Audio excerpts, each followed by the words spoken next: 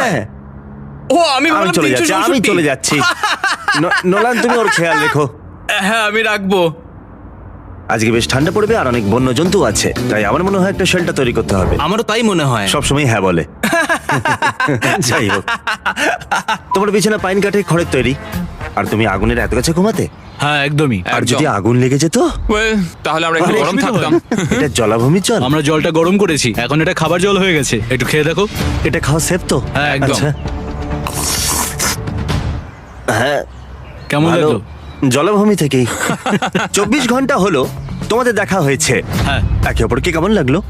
আমি ওকে পার্টনার হিসেবে পেয়ে খুবই এক্সাইটেড। ও সত্যি খুব ভালো, ও অনেক কিছু কাজ জানে, তাছাড়া ও জঙ্গলটাকে খুব ভালো করে চেনে, তাই আমি ওকে পেয়ে খুবই খুশি। গ্রিস খুবই টাফ, মানে আগের দিন রাতে আমরা ওর হাইপোথার্মিয়া হতে পারতো। দেখো ওর কথা বলতে কিরকম কষ্ট হচ্ছে।